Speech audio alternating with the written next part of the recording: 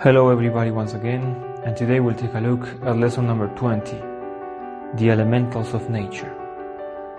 So, let's get started.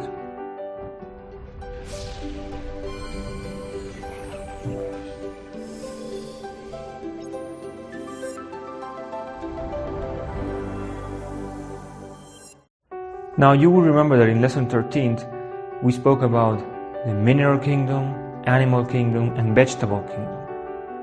So, while an essence is in those kingdoms, is called an elemental. And the reason it's called like that is because an elemental, unlike us, a human, an elemental doesn't have ego, doesn't have evil, doesn't have free will. An elemental is conditioned by certain laws that rule that specific plant or animal. And as the essence progresses, it achieves higher and higher states and takes different life forms until it finally becomes a human. So we call these elementals as our little brothers because they are our brothers, they are in nature, they are everywhere. And they are represented in mythology as fairies, gnomes, dwarves, other beings that exist in the three-dimensional world sometimes.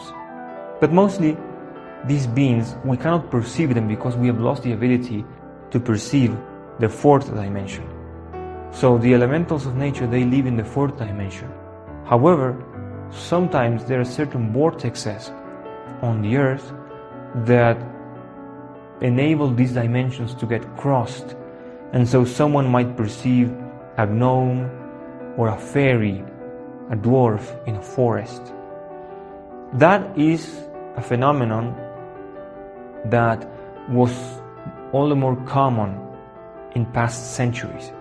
Today, with the current state of humanity, or vibration as a whole, collectively, does not allow such interconnections. Instead, it's said that sometimes inferior dimensions get crossed with our dimension, and so other beings that belong to other realms that are associated with hell, can get crossed, and sometimes they do take a form and they do appear here. And so that's the way we can explain certain phenomena, like of those creatures that suck blood from animals or ghosts, right? Because sometimes those inferior dimensions get crossed with this three-dimensional world. Elemental creatures of nature live in the fourth dimension, and this is something that we must deeply understand. Such creatures are called elementals precisely because they live in the elements. The elementals, as I said, they live in a superior dimension, and they have no evil, they have no ego, and they have no free will. And we can benefit from our little brothers by asking them for assistance, and in some cases even commanding them, giving them orders so that they could work for us. However, only a magician can do that. So when we speak about magic, we're talking about a magician. I'm sure you're familiar with the concept of white magic and dark magic. So a white magician is someone who commands these beings of nature, these elementals, for good. He or she will never use the elementals to hurt other people.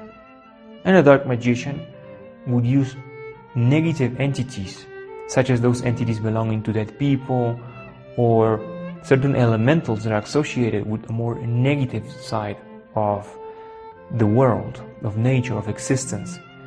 And so they could use them to cause harm. And in the same way, a white magician can protect himself by invoking the protection of the elementals of nature. So, before we can command these elementals, we need to command our own inner nature.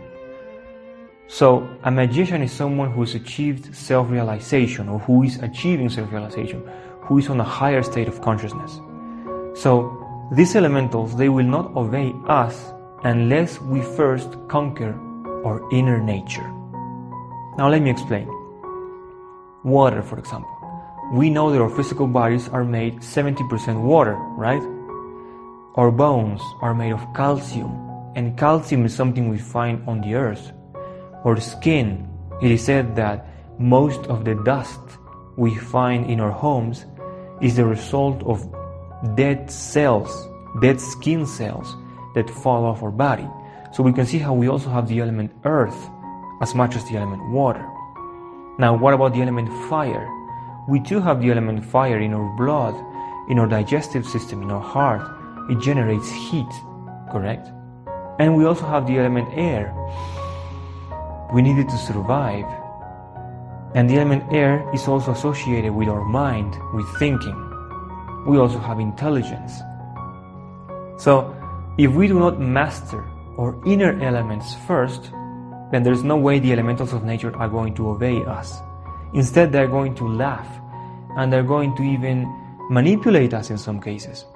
So, for example, let's take a look at the element earth. The element earth, the elementals that live on this element, are the gnomes and pygmies. People who have clairvoyance and they can see them, they will see them like old men with a long beard, but very short, like little dwarfs. And they are usually described as working in mines, being very integrated with the element earth.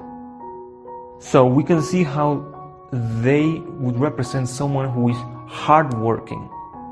So if we are lazy, if we cannot get up early in the morning, if we do not have discipline, if we are disorganized, if we are people who doesn't have a respect for nature, people who insult, they will never command the elementals of earth, because these elementals will not respect such being.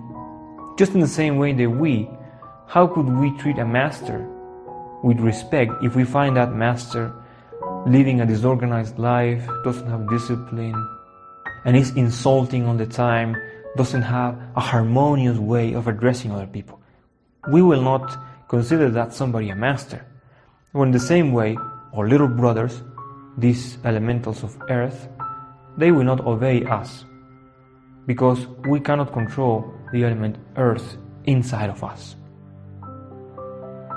If we move to the element water, these elementals are called Ondines and Nereids, and they look like beautiful young women, like ladies that have it and live on the waters.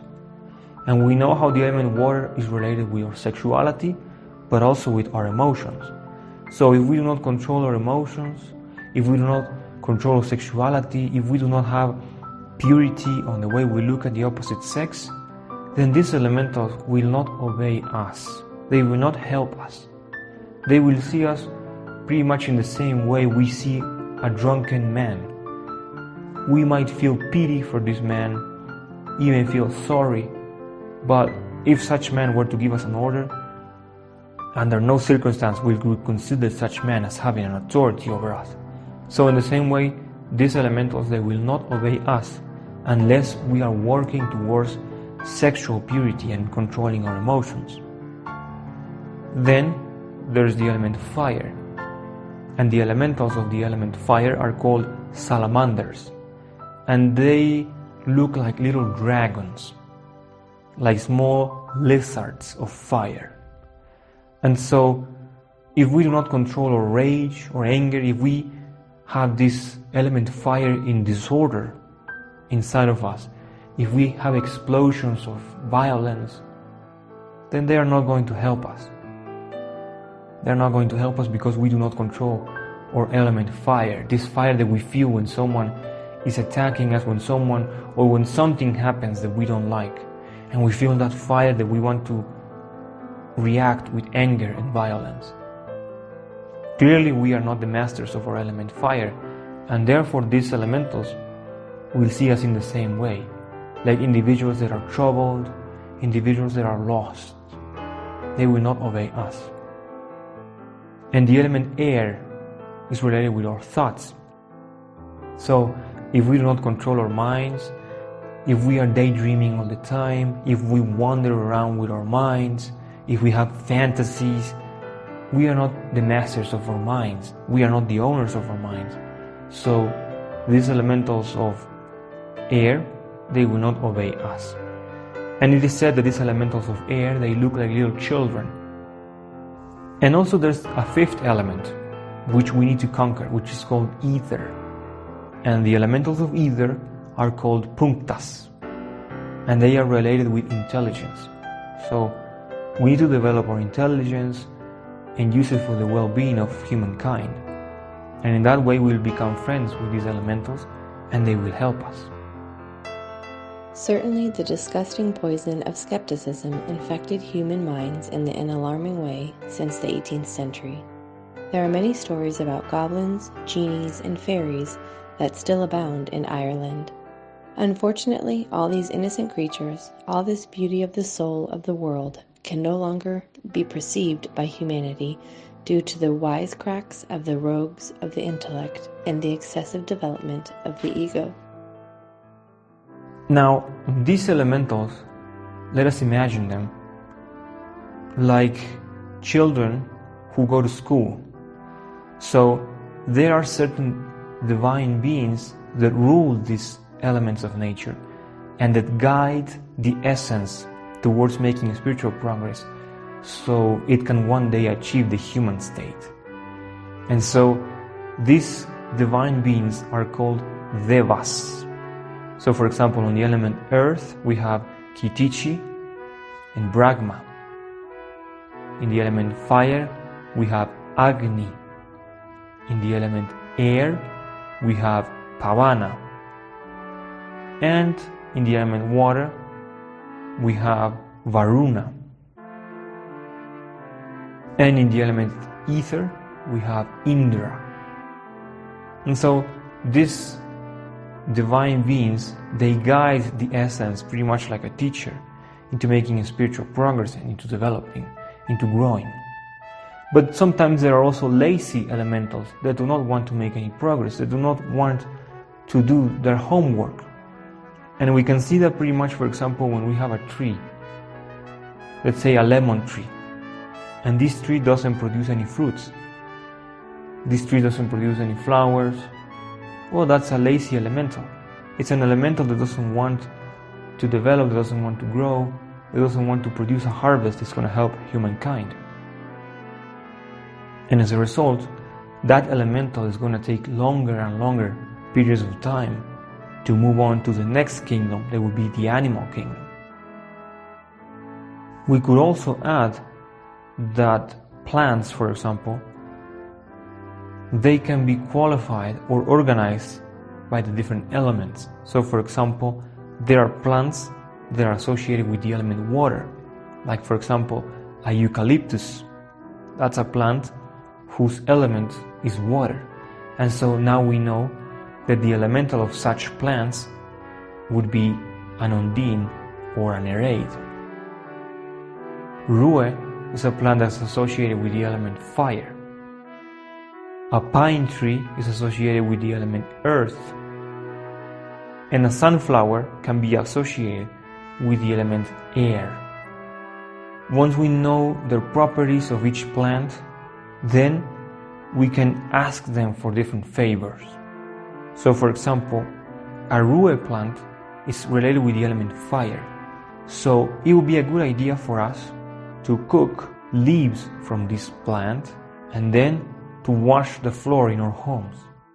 And in this way, since it's related with the element fire, it's going to help clean our house out of negative energies. And if we were to take a tea, it will help cleanse our digestive system.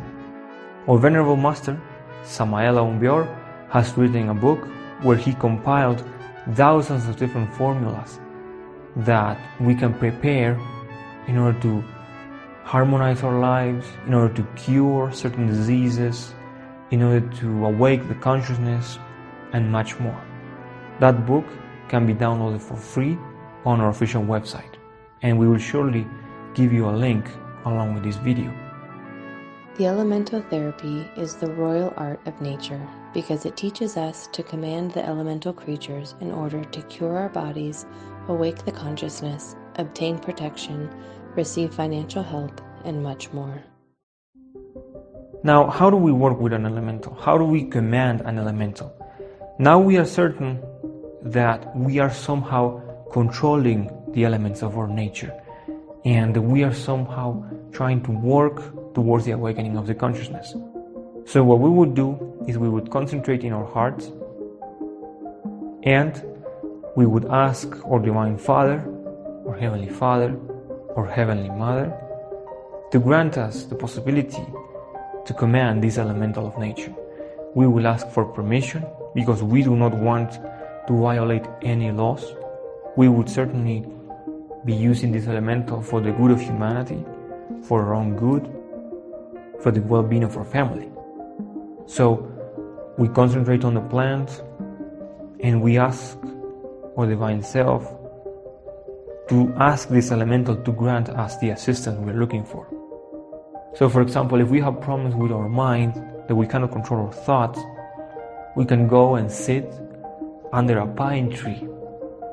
We can put our head touching the trunk of this tree, and then we concentrate on our being, we concentrate on this elemental and ask, please, Divine Being, please, elemental, I have problems with my mind.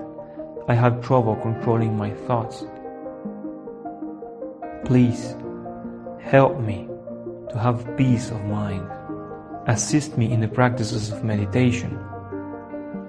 Help me to be able to control what I think. And in doing so, we can get that particular benefit if the divine law allows it. So anytime we ask for something, we would close by saying, I ask for this in accordance with the divine law. And we might even have the chance to actually see them. And it may have occurred that when you were a child, you were able to see little children, little people on the trees. Perhaps those were the elementals of nature.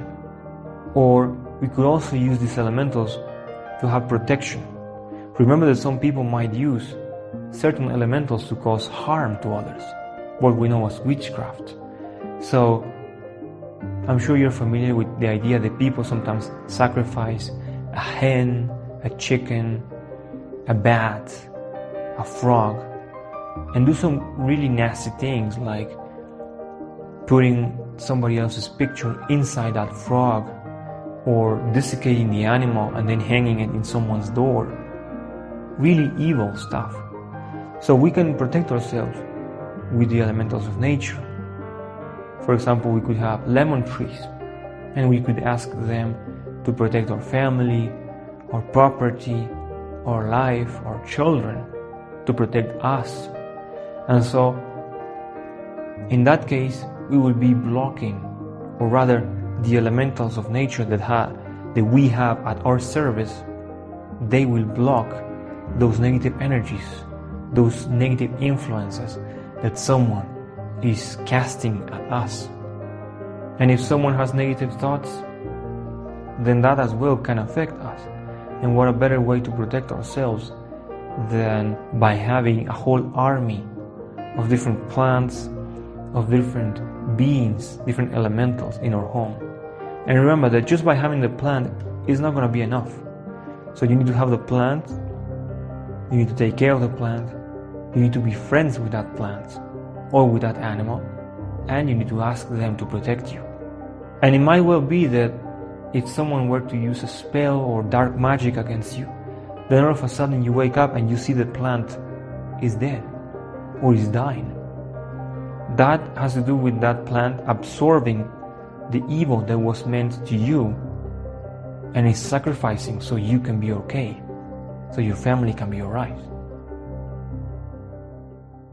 Another elemental that we can use to obtain, for example, the astral projection is a cat, a domestic cat. In particular, a black cat. Now I know that black cats have bad fame. Now remember, elementals, they don't have ego, they're not evil creatures. It all depends on the use that someone makes of them. So the cat is an innocent being. So we need to become friends with this animal. We need to take him to the bed, We need to take care of him, give him food, and not castrate the animal. Remember, to castrate an animal is a crime punishable by the divine law. We have no right over somebody else's body as to neuter or castrate a dog or any other animal. If we cannot accept the fact that the cat will have kittens, then we shouldn't have them. If a male cat, after a couple of years, will just leave our home and disappear, it's his nature. We need to accept that. And if we can't accept that, then we shouldn't have a cat. If we live in a big city, that's no place to have a cat or a dog. We shouldn't have a cat or a dog in those conditions. It's too stressful for them. So we need to be kind with our animals. And we need to try to provide them with the freedom and the space that they need. And so if we do all of that, if we become friends with the cat, if we take him to the bed, then the cat will be our friend. And then we can ask him for this favor. So we will go to bed, we would have our cat near us, maybe even on our feet in the bed, and we will concentrate on the cat, and we will repeat the same procedure. And in that way, the animal will eventually help us to obtain the astral projection. These elementals, they want to help us. They are at our service. It's just a matter of us becoming their friends, getting close to them, and asking for their assistance. Everything in nature has dual use. There is the plant that heals and the plant that kills. We see how magnificent electricity is, how many machines we can power with electrical energy, what varied services it produces for us. However, we also have the electric chair. No one is unaware that electricity in the hands of the executioners causes death. The black cat is used criminally by the wicked of black magic, but it can also be used by the saint practitioners of white magic to obtain the astral projection. So, thank you very much for your attention.